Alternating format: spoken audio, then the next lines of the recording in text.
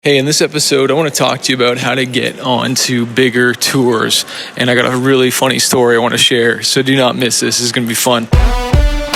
I spent the last 14 years playing over 1,000 shows, touring 22 different countries, and become a top 40 Billboard charting artist. I fired my record label to go out on my own as an independent artist to market and release my own music, selling thousands of albums and millions of streams. The question I always get is, how did I do it without a label and sell even more music? This podcast is here to show you the way. Join me and follow along as I learn, apply, and share marketing strategies to grow my music business and a loyal fan base. So, hey guys, just getting my walk in this morning, and I wanted to record this for you. And in my book, Fighter, I share a story about how me and my buddy went on tour. We jumped in the car. No, what's that thing called that gives you directions? What's it called? That Garmin thing that gives you directions. Anyways, we use Waze or Maps or have some kind of app for it, but a GPS, that's it. We didn't even have a GPS. That's how long ago this was. We just had maps. And we traveled all the way from Canada to like Vancouver or Washington on tour, and there's like no show in between. The first show is like miles and miles away. I can't even believe that we did that. So I don't even know how much money I lost on the way to that gig, let alone getting to it. Anyways, we toured for months, okay, playing all these shows. I just quit my job, and this is the dumb thing, okay? Some of the shows were okay, but a lot of them there was not many people there. And I'll never forget, we got to this one festival, and I was actually going to be playing on the main stage, which was awesome. I had a pretty good slot. It was a little earlier in the day, but it was still awesome. But I remember the night before, me and my buddy had been sleeping in the car constantly just to save money on hotels, because I was just swiping my credit card constantly for oil changes, for gas, for food, and it was brutal. I went $30,000 plus in debt, you know? And I thought at the same time we were kind of like living the dream and just touring and playing shows, and it felt like I was doing something, but when I look back at it, there's such a better way, okay? And I remember the night before the festival, my buddy kept on moving around. He's a good Fred, but he was just so annoying, kept on moving and like would not stop moving. He was keeping me awake, and I was like, dude, can you find a spot and stop moving? Like he had like total ADD, right? And so he went and decided to sleep outside. And so I locked the door when he went out. And I guess at around 2 a.m. in the morning, all of a sudden you hear his and all the sprinklers started going on, and he got soaked. And I remember he was like banging on the door like, dude, let me in. And I was like, okay. And I just thought that was the funniest thing. And I remember I had not seen my wife in like at least a month and a half, and we had just been married. And I remember we had to drive from California, because that's where the festival was, all the way to Vancouver, BC. And I remember I just drove like a madman. Like, I did not stop. I wanted to see my wife so bad. I missed her so much, and I was just like, I can't believe, how gnarly this tour was. And what was crazy is we were starting another tour right after that, and it was actually a really good tour, and it was on somebody else's tour that had a massive fan base.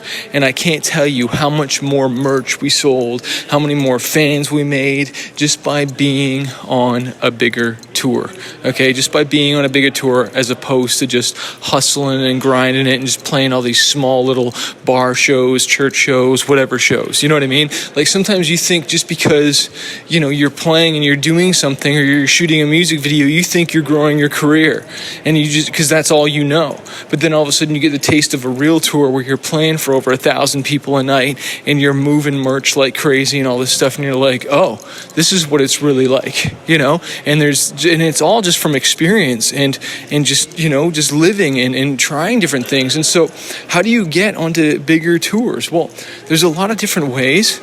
Obviously, if you're signed to a label, sometimes they have relationships, but I find the best is to contact the managers of the artists that you want to get on and build a relationship with them, sending them your music, sending them packages, inviting them out to your show if you're in the area, being really, really cool, or befriending the bands themselves. And sometimes that could be the drummer, the guitarist, the lead singer, doesn't matter, but you want to build relationships. I can't tell you how important that is, and that's just sometimes being being cool.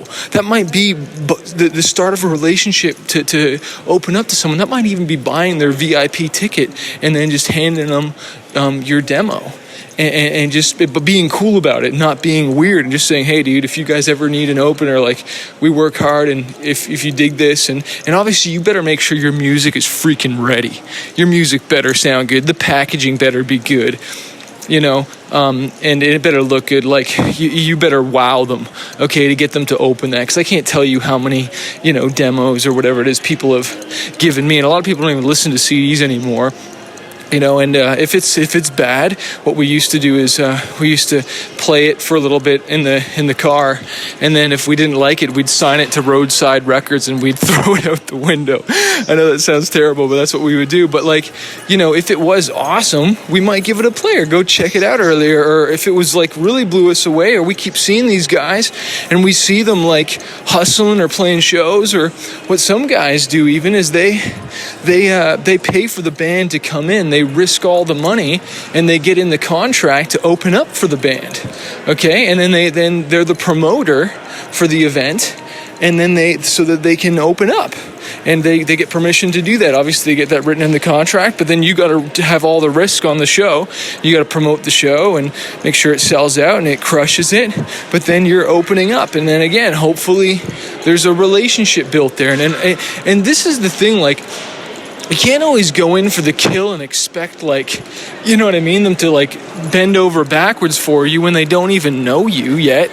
You're building a relationship, and so that might take a few shows. That might take, more than one encounter, all right? When you're dating a girl, if I'm a guy and I'm going to date a girl, we date a couple times, or we go on a couple of dates before, I'm trying to kiss her or whatever, or else they're going to slap you across the face and think you're a pig, and it's not going to go very well for you. Well, what do you think it is when some of these bands are so annoying, or these artists that just demand all these things, and it's bro, I don't know who the hell you are, and you've got no track record, and you're trying to come in and asking for favors. You got to learn to give first and be cool, okay? I think I shared in my book Fighter how we bought onto tours as well too. We would buy onto them and build the relationship and be really, really cool.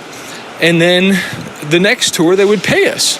And that's literally what happened. I went from paying $500 a night to getting paid $500 a night. All right. And what a difference, and it's because I was willing to take the risk. I was willing to invest. And so I hope that inspires you. Hey, if you got more questions or you want to learn more about this stuff and get some more ideas for your band or for your music, go to fanbaseuniversity.com. We're doing coaching calls on the 12th and 24th of every month. Plus, I ship you a copy of my book, Fighter, plus the music marketing and promotions guide, and the Fighter ring, okay? Just to remind you to keep fighting, all right? Because, hey, you got to fight for this dream, man.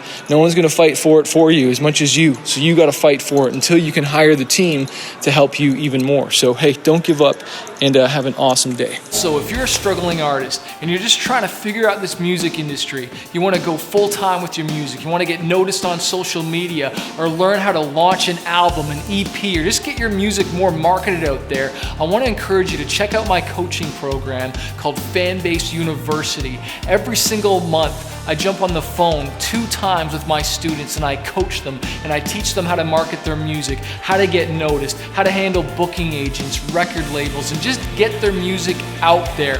Also, you get access to exclusive training, you get interviews with music industry professionals. If you want to find out more and not do this on your own, not struggle, because I've wasted thousands of dollars on my career, and now I want to coach other artists. Check out my program, fanbaseuniversity.com, or click the link below to find out more info.